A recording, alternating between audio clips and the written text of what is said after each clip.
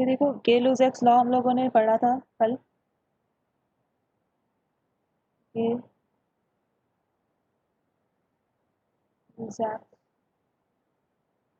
Law, इसमें एक सवाल है, देखो ये हमारा जो गेलुजैक्स लॉ के अकॉर्डिंग हमारा जो प्रेशर था वो टेम्परेचर के डायरेक्टली प्रोपोर्शनल था, और हमारा यहाँ पे एन और वी क्या था, कांस्टेंट था। ठीक है, अब हमारे पास यहाँ पे जो कर्व आया था उसको हम क्या बोलते थे, वी कांस्टेंट है यहाँ पे, तो इसीलिए हम लोग इसको बोलते थे आइसो 4। ठीक है, अब यहाँ पे ऐसे दिया है V1 V2 V3, और यहाँ पे है P वर्सेस T। तो इसमें फिर से वही सवाल पूछा है कि V1 V2 और V3 में क्या रिलेशन है, मतलब कि कौन बड़ा है कौन छोटा है। तो कुछ नहीं करना है, इसमें फिर से आइडियल गैस इक्वेशन लगा देना। PV इज इक्वल टू होता है हमारा nRT। कांस्टेंट क्या क्या है, वॉल्यूम कांस्टेंट है, n कांस्टेंट है, R कांस्टेंट है।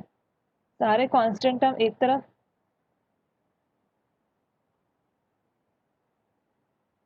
n सॉरी T को मत ले जाओ इधर, T को यहीं लेने दो, NR अपॉन। अब देखो ये स्ट्रेट लाइन दिख रहा है तो तुमको समझ में आना चाहिए, यहाँ पे y is equal to mx plus C, straight line का जो ये इक्वेशन होता है वो ये होता है। अब ये हमारे पास स्लोप है NR अपॉन वी, और ये है स्लोप क्या है, बिल्कुल कल जैसा सवाल जैसा है। स्लोप क्या है हमारा, NR अपॉन वी। अब देखो जिसकी स्लोप जितनी ज़्यादा उसकी वॉल्यूम उतनी कम, क्योंकि स्लोप कैसा दिखा रहा है, वेरिएशन, इनवर्स वेरिएशन दिखा रहा है, क्योंकि डिनोमिनेटर में वॉल्यूम और स्लोप यहाँ पे है। अब V1 की स्लोप सबसे, स्लोप का अगर ऑर्डर लिखें हम, स्लोप का ऑर्डर लिखें तो V1 की सबसे ज़्यादा है, फिर V2 की है, फिर V3 की है। लेकिन एक्चुअल में वॉल्यूम का बात करें हम, वॉल्यूम की बात करेंगे तो स्लोप जो हमारा है वो वॉल्यूम के इन्वर्सली प्रोपोर्शनल है। तो जो V1 है वो सबसे छोटा, फिर V2 और फिर V3। तो V3 सबसे बड़ा है यहाँ पे। क्लियर है ये? Yes ma'am. देखो यस मैम। यहाँ पे भी देख सकते हो तुम, वॉल्यूम कांस्टेंट है।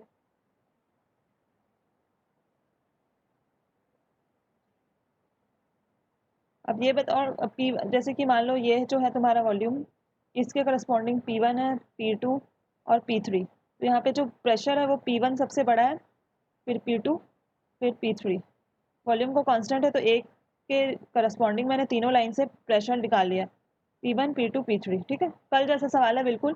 तो कभी भी ऐसे क्वेश्चन आए तो तुमको सबसे पहले ये आइडियल गैस इक्वेशन लिखना है।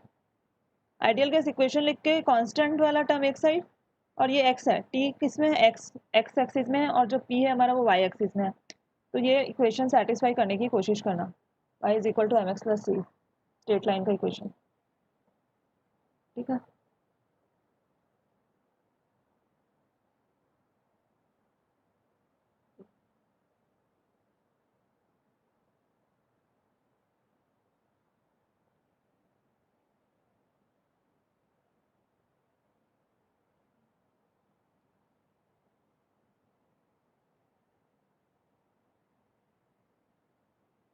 जब वॉल्यूम कांस्टेंट होता है तो कर्व को क्या बोलते हैं, आइसोकोर। ठीक है, आइडियल। तन्नू क्यों नहीं ज्वाइन किया यार? आइडियल गैस इक्वेशन,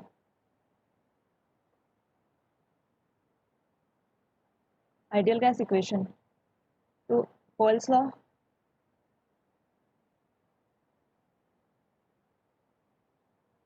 के अकॉर्डिंग ये होता है हमारा कि जो प्रेशर होता है that is inversely proportional to volume.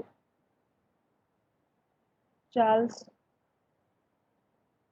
Law के अकॉर्डिंग में ये होता है कि जो हमारा, इसको तुम ऐसे भी लिख सकते हो, V is inversely proportional to pressure. ठीक है, चार्ल्स लॉ के अकॉर्डिंग होता है V is directly proportional to E, और एवोगैड्रोज लॉ, एवोगैड्रोज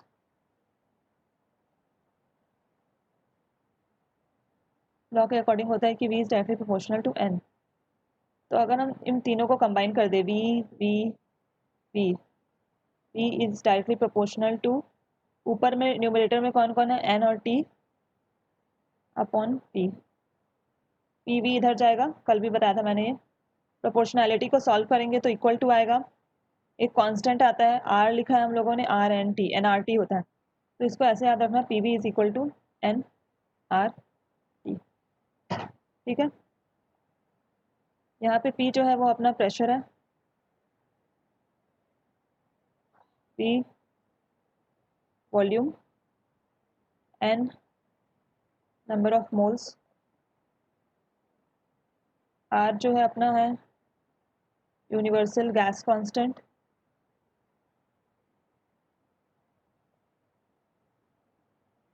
और T जो है अपना टेम्परेचर। ठीक है,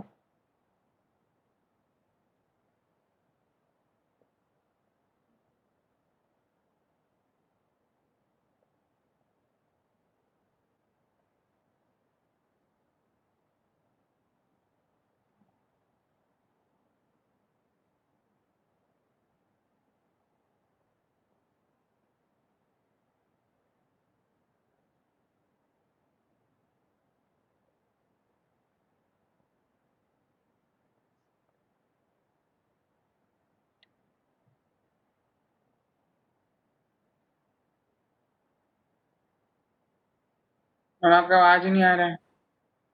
हाँ मैं कुछ बोल रही नहीं हूँ अभी कमलेश। देखो अच्छा, आर आर देखो यहाँ पे हम लोगों के पास आइडियल गैस इक्वेशन है P V is equal to N R T. ठीक है, अब हम लोगों को आर का वैल्यू निकालना है, मतलब आर की वैल्यू क्या होती है ये हम लोगों को पता करना है। क्वेश्चन सॉल्व करने में ये होगा यूज, तो 0.0821 litre atmosphere per kelvin per मोल। ये इन्वर्स का साइन होता है, ये डिवाइडेड बाई है ना, ऐसे लिखते हैं इन्वर्स के साइन को, मतलब पर को ऐसे डिवाइडेड बाई केल्विन, पर को एक के टू द पावर -1 भी लिख सकते हो।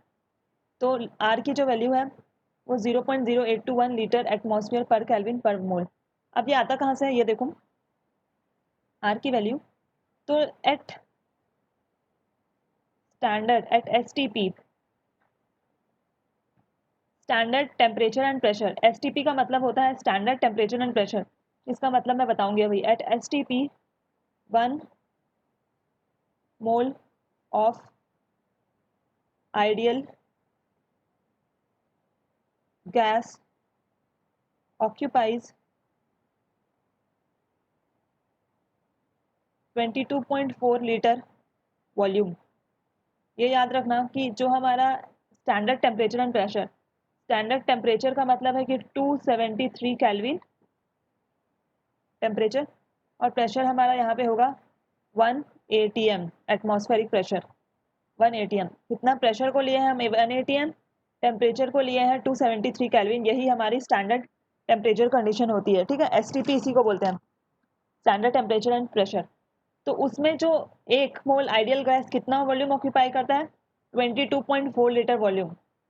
स्टैंडर्ड टेम्परेचर कंडीशन और प्रेशर कंडीशंस पे एसटीपी यूज होगा बार बार तुम्हारा गैसियस स्टेट और थर्मोडायनेमिक्स में अभी एसटीपी।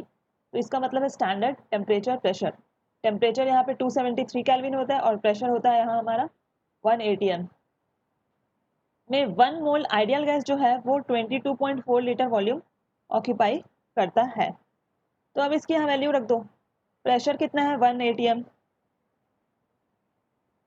वॉल्यूम कितनी है 22.4 लीटर, इक्वल टू n कितना है 1 मोल है।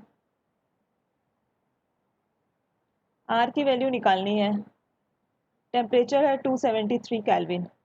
तो जब तुम r के लिए सॉल्व करोगे तो r का वैल्यू आता है 0 पॉइंट, ये याद होना चाहिए, 0.0821 लीटर एटमॉस्फेयर। देखो लीटर एटमॉस्फेयर, ये वाला उधर जाएगा तो डिवाइड में जाएगा ना, इधर इनटू में है, तो इसीलिए पर केल्विन, मोल भी डिवाइड में जाएगा पर मोल। तो ये वाला यूनिट बार बार यूज करना पड़ेगा तुमको आर के लिए, 0.0821 litre atmosphere per kelvin per मोल। ठीक है, आर की एक और वैल्यू होती है 8.314 जूल पर केल्विन पर मोल। क्या है? आर की दूसरी वैल्यू जो है वो है 8.314 जूल, जब एनर्जी के टर्म्स में दिया रहेगा। जूल एनर्जी का होता है यूनिट, जब जूल में दिया रहेगा तो तुमको जूल पर केल्विन पर मोल। पर कोशिश करना जो प्रेशर है उसको हमेशा एटीएम में लो, वॉल्यूम्स को लीटर में, आर को ये litre atmosphere per kelvin per मोल, और टेम्परेचर को केल्विन में। ये तुम्हें स्टैंडर्ड लेके चलना पड़ेगा जब भी न्यूमेरिकल सॉल्व करने हैं। तो जब भी हमको न्यूमेरिकल सॉल्व करना होता है तो तुमको एक स्टैंडर्ड लेके चलना चाहिए। प्रेशर की लेना हमेशा एटीएम में यूनिट, एटीएम। वॉल्यूम को लीटर में लेने की कोशिश करना, आर को ये वाला ले लेना, number of moles number of moles ही रहेंगे। टेम्परेचर को केल्विन में लेने की कोशिश करना। ठीक है, तो ये है। आर की 3 वैल्यूज होती हैं, ये लिख लो। क्वेश्चन के हिसाब से आपको चेंज करना है, पर मोस्टली मतलब अभी इस चैप्टर के लिए तुम्हारा 11th लेवल के लिए और जिस लेवल के क्वेश्चंस बनते हैं नीट और जेई में, उसके लिए ये वाला यूनिट यूज होगा, litre atmosphere per kelvin per मोल। ये क्लियर है? एसटीबी में एक मोल गैस कितना ऑक्यूपाई करता है? Volume 22.4 litres. तो इसी से आया, सॉल्व करके देख लेना घर पे। तो आर की जो वैल्यू आई है हमारे पास वो आई है 0.0821 litre atmosphere per kelvin per मोल। ये केल्विन है। ठीक है, आर की जो दूसरी वैल्यू आई है वो है 8.314 जूल पर केल्विन पर मोल। आर की 2 कैलोरी पर केल्विन पर मोल। ये 3 यूनिट्स हैं। बेसिकली तुमको इस चैप्टर के लिए ये वाला यूज़ करना पड़ेगा। कैलोरी में दिया रहेगा तो ये वाला यूज़ करोगे, आर की वैल्यू 2 कैलोरी पर केल्विन पर मोल। जूल में एनर्जी के हैं ये, जूल और कैलोरी जो है वो एनर्जी के यूनिट्स होते हैं। तो आर की वैल्यू 8.314 यूज़ कर सकते हो। लीटर एटमॉस्फेयर में 0.0821 litre atmosphere per kelvin per मोल।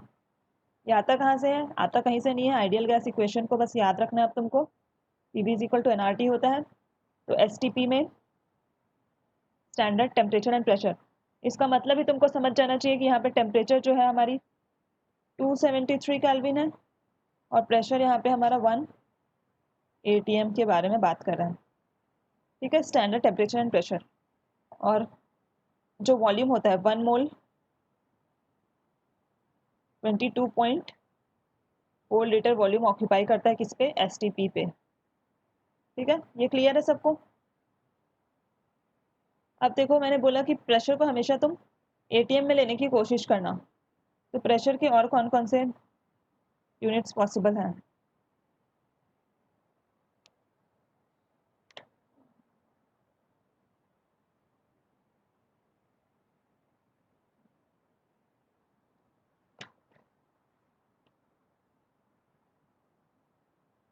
देखो, जब अभी हम क्वेश्चन सॉल्व करेंगे आज पूरे, बहुत सारे, पूरा आइडियल गैस के ऊपर जितने क्वेश्चंस बन सकते हैं, प्रेशर को हम लोगों को हमेशा एटीएम में लेने की कोशिश करना है। अब क्या होता है, तुमको एटीएम में बहुत बार नहीं दिया होगा तो तुमको कन्वर्ट करना है। कैसे करना है? 1 ATM is equal to 760 mm of Hg। 760 तुमको, देखो एटीएम में नहीं दिया रहेगा, क्वेश्चन सॉल्व करने के लिए मैं कन्वर्जन यूनिट्स बता रही हूँ। 1 एटीएम में 760 मिलीमीटर ऑफ Hg, मरक्यूरी का होता है। 760 mm ऑफ Hg ऐसा लिखा रहेगा क्वेश्चन में। Heat occupies 820 mm of Hg। तो इसको कन्वर्ट करने के लिए ये पता होना चाहिए कि एक एटीएम में हमारे पास 760 मिलीमीटर ऑफ Hg को लेके चलना है, उसके हिसाब से तुमको कन्वर्ट करना है। ठीक है, इसमें होता है, मैम ये तो लेंथ का यूनिट है ना, मिलीमीटर? नहीं ये प्रेशर होता है कमलेश। मिलीमीटर ऑफ Hg, यहाँ पे Hg इसका जो प्रेशर माप करने का जो होता है, जो भी इंस्ट्रूमेंट, उसमें मर्क्यूरी के प्रेशर के रिलेटिव में निकालते हैं। तो this is not MM, MM बस नहीं है ये एमएम ऑफ एच जी है, प्रेशर ऑफ मरकुरी के हिसाब से है। तो ये जो एमएम ऑफ एच जी कभी दिया ना, तो तुमको ये ये लेंथ का यूनिट नहीं होता, ये फिर प्रेशर के बारे में सिग्निफाई कर रहा है। ये नया टर्म है। It's all about the instrument. Instrument में मरकरी एच जी जो होता है वो मरकरी का फॉर्मूला है, तो मर्क्यूरी के रेस्पेक्ट में निकालते हैं जो भी बारोमीटर होता है या प्रेशर निकालने की है, उसके रिलेटिव में ये Yes, ma'am. आता है। ठीक है, ये MM of H G together है, ऐसे एमएम नहीं है बस। Yes, ma'am. ठीक है, फिर इसको हम लोग 760 टॉर्सिल भी बोलते हैं, टॉर। तो रोज इसको लेट ज्वाइन करना है, ज्वाइन ही नहीं किया।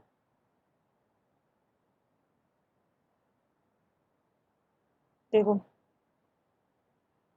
तो 1 एटीएम का होता है 760 एमएम ऑफ एच जी, इसी को हम लोग बोलते हैं 760 टॉर्सल। टॉर्सल कभी लिखे आए तो 1 एटीएम में कन्वर्ट करने के लिए उसको 760 टॉर्सल से, TORR टॉर्सल है, टॉर्स लिखते हैं इसको, टॉर। ये भी प्रेशर की यूनिट है। ठीक है, कन्वर्शन फैक्टर बता रही हूँ अगर एग्जाम में आया तो। फिर 76 centimetre of H G mercury, इसी को बस चेंज कर दिया मिलीमीटर को। 1 मिलीमीटर में 10 सेंटीमीटर्स होते हैं, आई मीन, ठीक है, 1 सेंटीमीटर में 10 मिलीमीटर्स होते हैं, तो उसी को चेंज कर दिया इसमें। ठीक है, तो 76 सेंटीमीटर ऑफ एच जी। और जो यूज तुमको करना है बार बार वो होगा 1.0132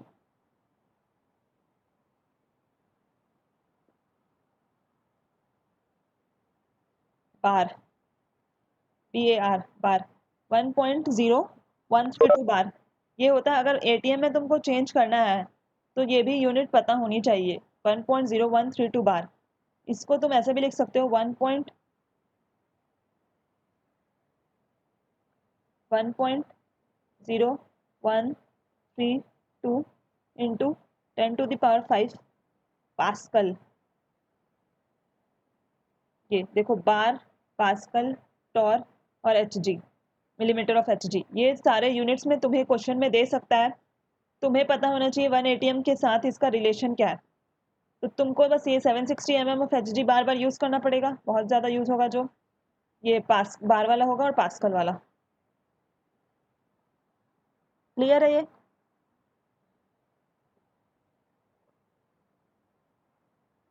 यस मैम। ये याद ही कर सकते हो, और क्या ही बोलूँ मैं, ये कन्वर्जन फैक्टर्स को तो याद ही करना होगा। बट कोशिश करना कि कोई भी क्वेश्चन दे तो तुम उसके यूनिट्स को पहले एटीएम में चेंज कर लो। ठीक है, एटीएम में चेंज कर लोगे तो फिर तुम्हारे लिए गलत होने की चांसेस कम है, कोई भी न्यूमेरिकल्स अभी हम देखेंगे तो। ठीक है,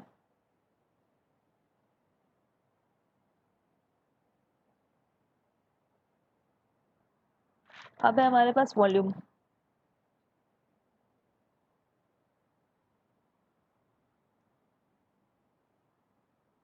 देखो, वॉल्यूम को हम लोगों को हमेशा लीटर में लेके चलना है। ठीक है, वॉल्यूम को हमेशा, मैंने क्या बोला, लीटर में लेके चलना है। अब इसमें भी वेरिएशंस हो सकते हैं, तो इसका भी कन्वर्शन फैक्टर एक जगह लिख लो।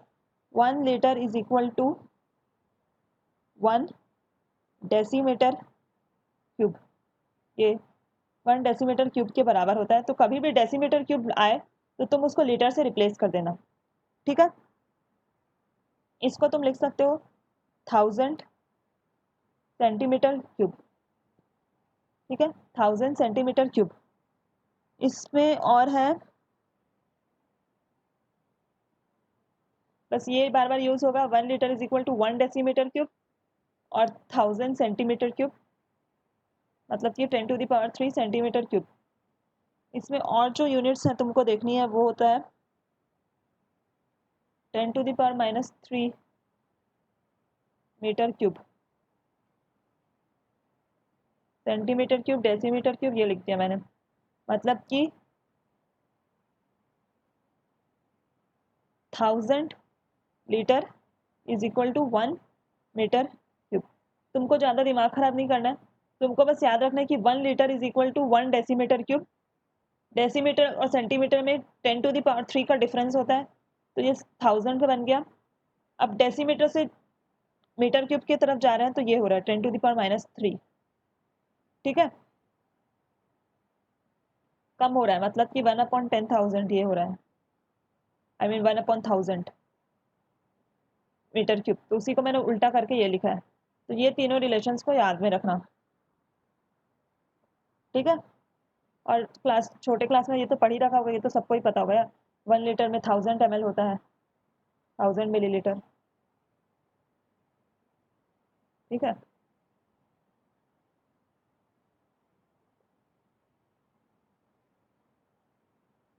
ये क्लियर है? वॉल्यूम के लिए भी कन्वर्जन लिख लो, ये मैंने सबके कन्वर्जन एक साथ लिखा दिए क्योंकि अभी क्वेश्चन बनाने हैं, तो मैं भी जो भी स्टैंडर्ड बोल रही हूँ लेके चलना है, वो अगर फॉलो करोगे तो क्वेश्चन करने में इजी पड़ेगा, अदरवाइज कट सकता है मार्क्स, ठीक है, मतलब गलत हो सकते हैं आंसर्स।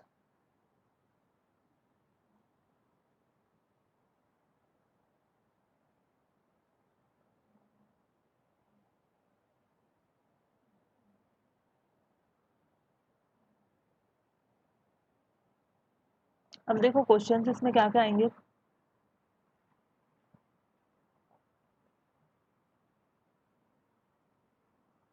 देखो अब क्वेश्चन लिखते जाओ, बहुत सारे क्वेश्चंस करने हैं, टाइप्स ऑफ क्वेश्चन के हिसाब से मैं डिवाइड कर ली हूँ। यहाँ पे क्वेश्चन लिखो, सब सॉल्व भी करोगे साथ साथ।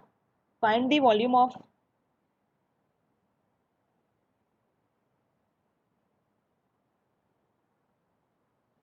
find the volume of 32 gram of methane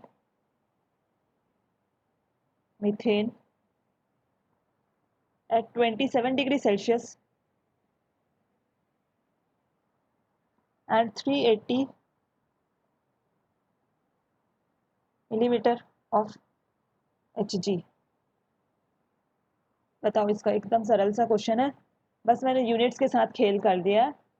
तो बिना सोचे समझे, कभी भी अगर गैस के बारे में नहीं बताएगा तो तुमको आइडियल गैस लेके चलना है। मीथेन यहाँ पे आइडियल गैस की तरह बिहेव करेगा। इक्वेशन जो हम लोगों को लगाना है वो है पीवी इज इक्वल टू, जो भी क्वेश्चन से बता रही हूँ सारे आइडियल गैस के ऊपर ही होंगे, PV is equal to NRT, ठीक है। बताओ अब इसमें एन कितना होना चाहिए, प्रेशर कितना होना चाहिए और वॉल्यूम कितना होना चाहिए। वॉल्यूम तो निकालना है, टेम्परेचर कितना होना चाहिए, आर कितना लेंगे। सब यूनिट्स का ही खेल है, इसमें कुछ लगाना वगाना नहीं है और दिमाग।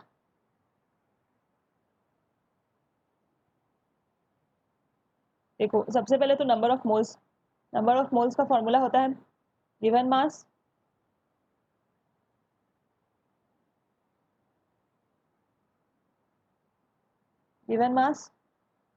Upon molar mass.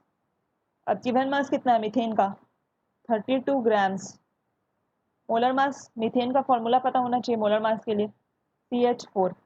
कार्बन की होती है 12, हाइड्रोजन की होती है 4, 12 + 4 16, 16 16 1 जा 16 2 जा। एन के जगह में लिखोगे 2। नंबर ऑफ मोल्स कितने हैं, 2 मोल्स। टेम्परेचर है 27 डिग्री सेल्सियस, टेम्परेचर है 27 डिग्री सेल्सियस, तो 27 डिग्री प्लस 273 को जब करोगे तब केल्विन में आ जाएगा, तो यहाँ पे हो गया हमारा 300 केल्विन। टेम्परेचर के जगह में 300 केल्विन चिपकाओ। अब बच गया प्रेशर। प्रेशर तुम्हें दिया है mm of Hg। अब मैंने बोला है कि हमेशा ATM में लिखने की कोशिश करना। एक ATM में होता है हमारे पास 760 mm ऑफ मरकरी। तो कितने हम लोगों को निकालना है, तुम लिख सकते हो इसको उल्टा, 1 ATM। मैंने उल्टा लिख दिया, 760 mm of Hg is equal to 1 ATM होता है, तो 380 mm में कितना होगा, यूनिटरी मेथड है यार, 380 mm में कितना होगा, 1/760 मैम हाफ इंटू 380, ठीक है। हाफ अब 38 1/2, ठीक है, 1/2 हुआ तो कितना आ जाएगा ये 0.5 ATM ये आया। अब यहाँ पे 0.5 ATM चिपका दो। ये समझ में आया कहाँ से आया? हम लोगों को पता है 760 mm of Hg is equal to 1 atm होता है, तो एक के लिए कितना होगा? 1 mm के लिए यूनिटरी मेथड लगाओ, 1/760 होगा। एक का पता चल गया तो 380 का इंटू करते हैं ना, 380 का इंटू कर दो तो ये आ जाएगा, 0.5 आया। वॉल्यूम हम लोगों को निकालनी है। होगा, क्या? हर एलिमेंट का अलग वॉल्यूम होगा, जैसे इसमें 1 atm इज इक्वल टू जो नहीं 760 नंबर ऑफ मोल्स के हिसाब से होगा ना। वॉल्यूम वॉल्यूम पूछ क्या पूछो ही ना, तुम पूछ रहे हो ये प्रेशर ना, ये प्रेशर का है, mm ऑफ Hg प्रेशर का है। ये तो चल सब गया। नहीं, सारे एलिमेंट्स सारे मॉलिक्यूल्स के लिए अलग नहीं होगा। 760 mm is equal to 1 atm, ये फिक्स है। इसके हिसाब से तुमको यस मैम, क्वेश्चन के हिसाब से कन्वर्ट करना है। मैंने कन्वर्जन बताया ना अभी, नेक्स्ट पिछले पेज में देखो कन्वर्जन लिखा है मैंने। यस मैम, क्वेश्चन करने का मैं तरीका बता रही हूँ, डर जाओगे। इसमें क्वेश्चन ही है, कॉन्सेप्ट अलग चीज है, क्वेश्चन अलग चीज होता है। देखो यहाँ पे बताया ना,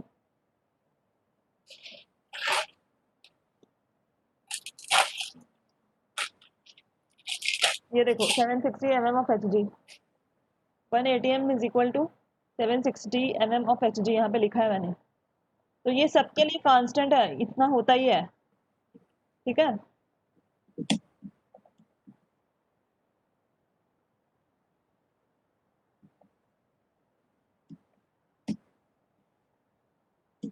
तो यही देखो, तो हम लोगों को प्रेशर पता चल गया 0.5 atm है, ये atm।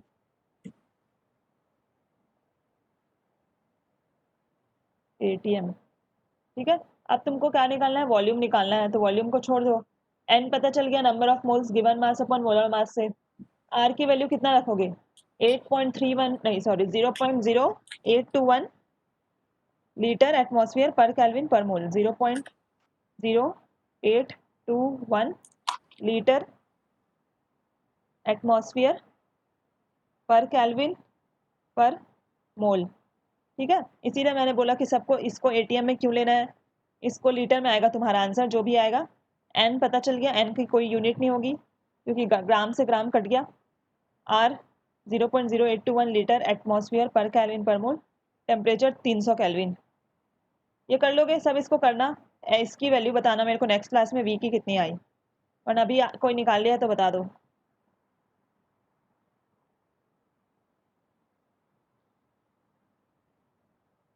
ठीक है, तो पहला टाइप ऑफ क्वेश्चन ये है, यूनिट कन्वर्जन इंपॉर्टेंट है इसमें।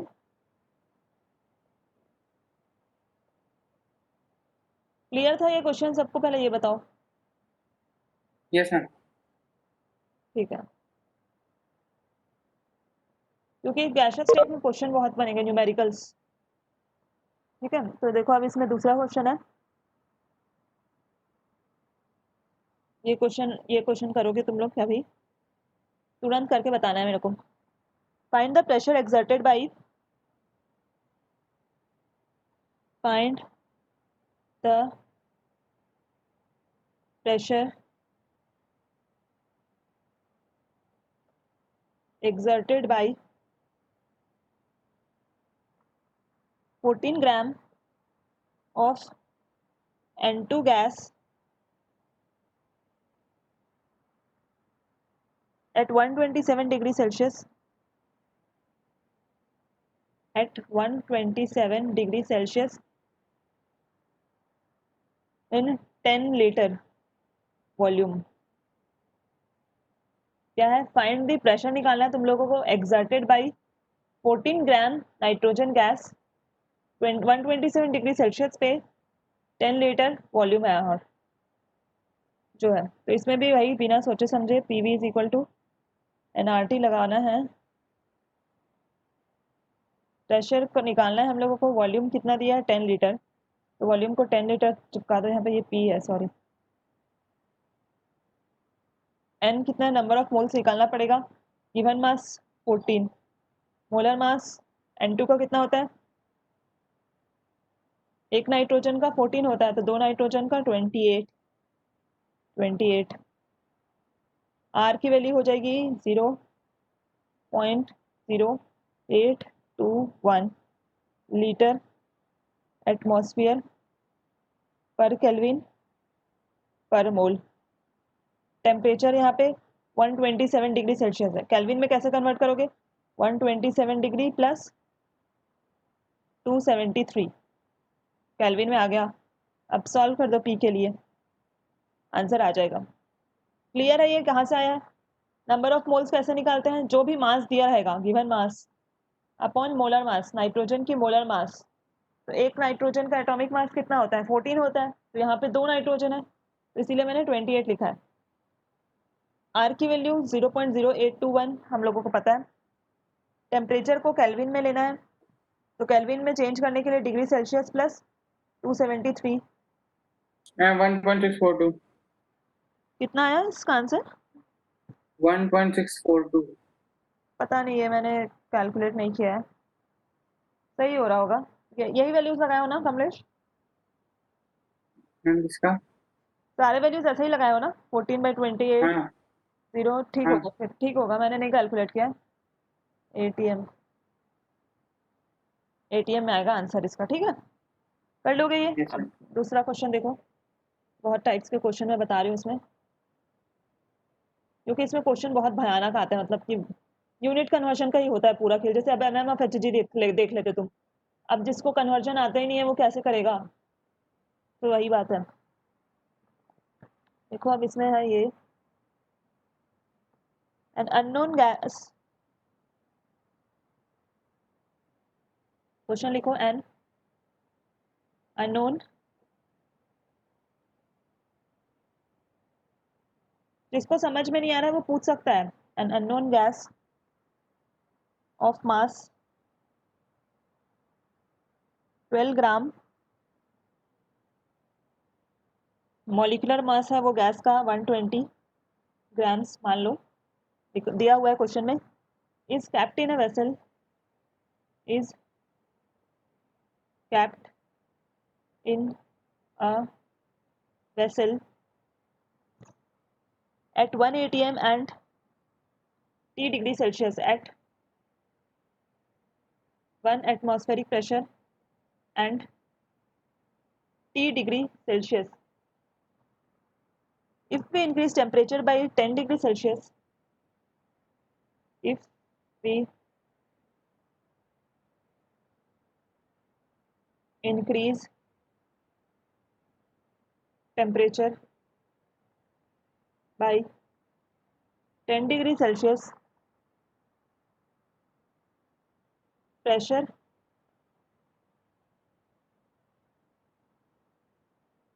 rises by 10%. Find T.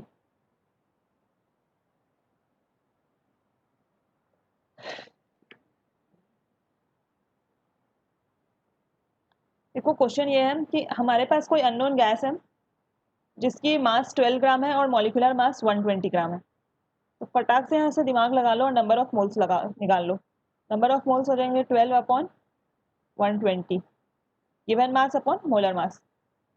Is kept in a vessel eight 1 atm, pressure यहाँ पे 1 atm है, कुछ चेंज वेंज नहीं करना है। टेम्परेचर है T डिग्री सेल्सियस, तो T डिग्री सेल्सियस है तो T प्लस 273 डिग्री 273 कैल्विन होगा, ये होगा टेम्परेचर। तो चलो अब इनिशियल का हम लोग लिख लेते हैं। ये क्वेश्चन देखो, ये इंपॉर्टेंट भी है, थोड़ा अलग टाइप का भी है। हम लोगों को पता है PV is equal to nRT। तो यहाँ पे प्रेशर हमारे पास क्या है? 1 atm है, ठीक है।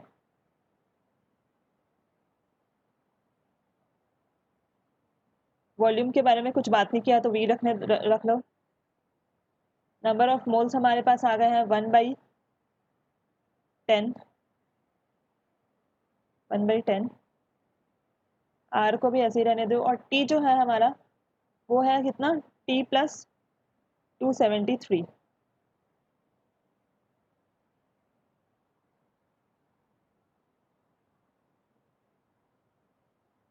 273 T प्लस 273 कैल्विन, ठीक है।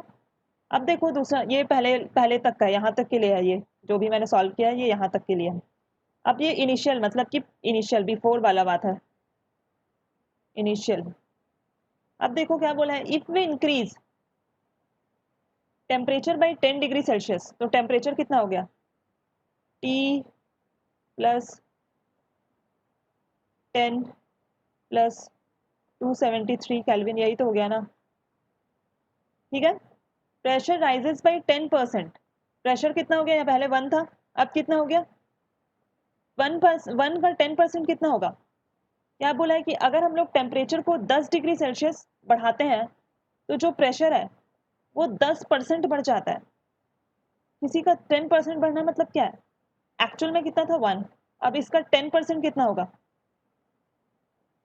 ऑफ होगा ना, इनटू करते हैं 10/100, तो 0.1, 0.1 बढ़ गया है, पहले कितना था 1, पहले कितना था 1 atm था ना, अब कितना बढ़ गया उसका 10%, मतलब कि 0.1 बढ़ गया, 0.1 बढ़ गया तो बन गया हमारा 1.1, तो प्रेशर की जगह में लिखो 1.1 into V, number of moles change नहीं हुए हैं,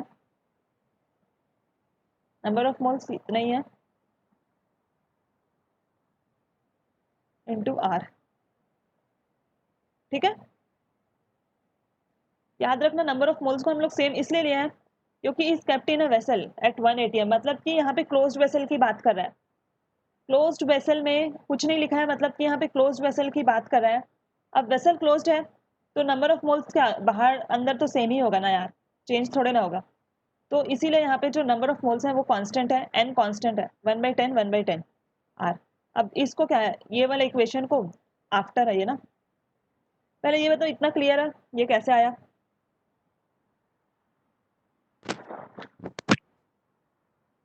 हाँ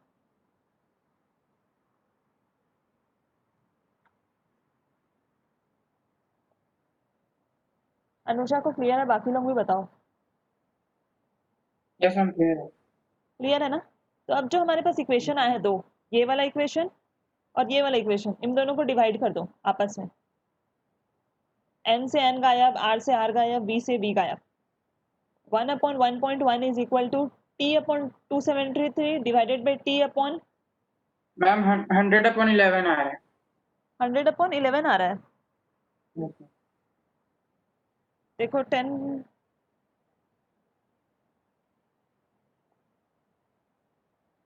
इसको नया पेज में करते हैं। प्रेशर हम लोगों को क्या निकालना है, यहाँ पे t निकालना है ना, t कितना आएगा ये बताओ, टेम्परेचर तो कट गया, कितना आ रहा है, टेम्परेचर तो कट गया था। टेम्परेचर क्यों कटेगा, रुको देखती हूँ मैं,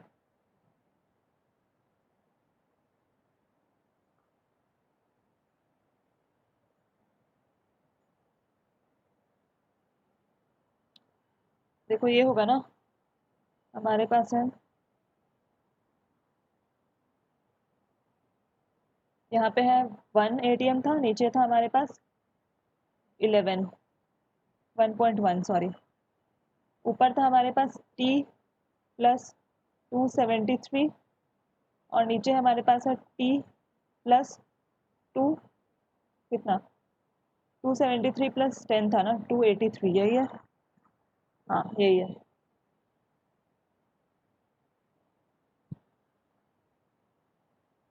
इतना ही था ना, ऐसा ही था, नंबर ऑफ मोल्स तो गए, क्रॉस मल्टीप्लिकेशन कर दो, इसको या तो फिर 100/11 लिख सकते हो, 100/11 is equal to t plus 273 divided by t plus 283।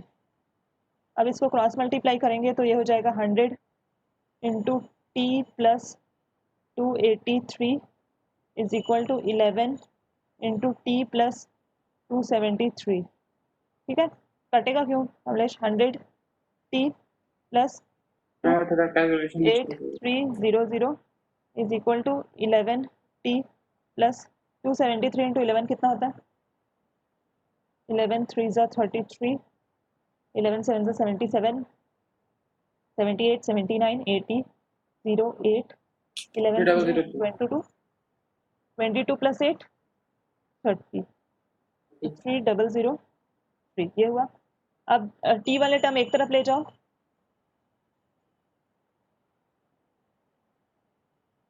T वाले टर्म्स एक तरफ ले जाओ तो 100t माइनस 11t कितना हो जाएगा? 100t माइनस 11t 89t होगा, और इधर हो जाएगा 3003 माइनस 28300। अब इसको सॉल्व कर लेना, टी के लिए सॉल्व कर देना, जो भी यहाँ पे आएगा माइनस में आएगा, टेम्परेचर माइनस में आएगा क्योंकि यहाँ पे ये बड़ा है। इतना ये कर लोगे ना सॉल्व? Yes ma'am. ठीक है,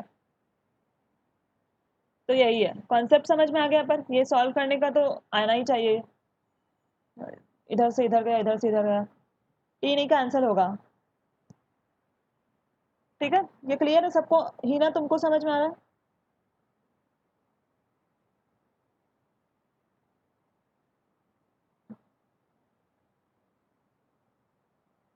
हीना नहीं समझ में आया तो बता दो, फिर मैं समझा दूंगी वापस।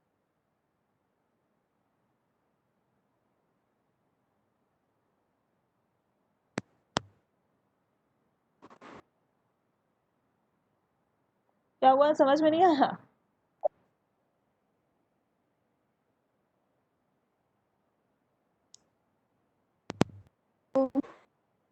क्या? मैम आवाज आ रही है? हाँ अभी आ रही है। यस मैम, यस मैम आ गया, आवाज नहीं जा रहा था। अच्छा ठीक है, फिर अब देखो,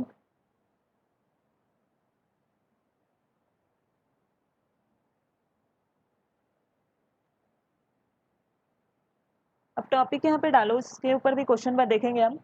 पहले टॉपिक यहाँ पे डालो, कंसेप्ट ऑफ ओपन कंटेनर।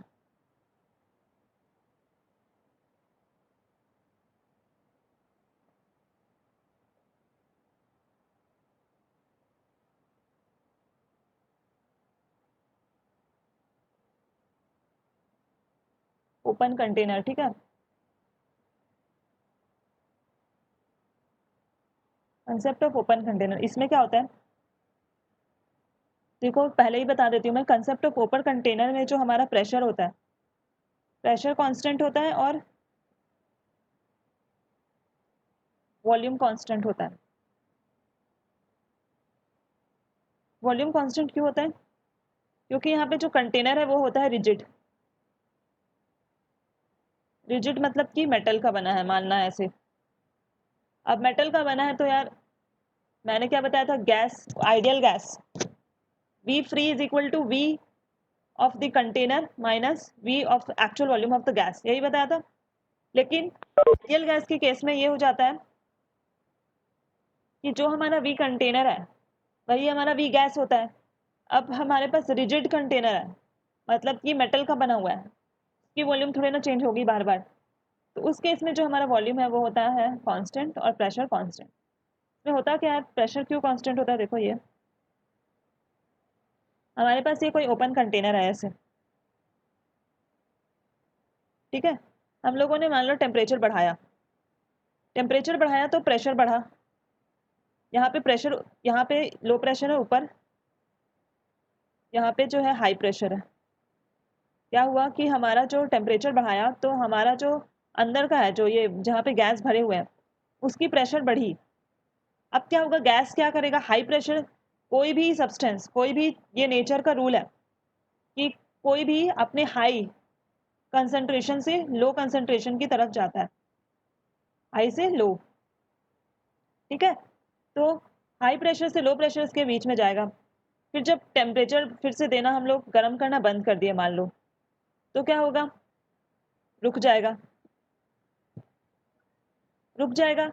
उसके बाद फिर से क्या होगा, फिर जाएगा, फिर आएगा। मतलब कि ये प्रोसेस कंटिन्यू करते रहेगी, हाई प्रेशर से लो प्रेशर, हाई प्रेशर से लो प्रेशर। एक टाइम आ जाएगा कि जब इक्विलिब्रियम हो जाएगा मेंटेन, कि दोनों जगह की प्रेशर बिल्कुल इक्वल हो गई है, प्रेशर कांस्टेंट हो गई है एक टाइम के बाद।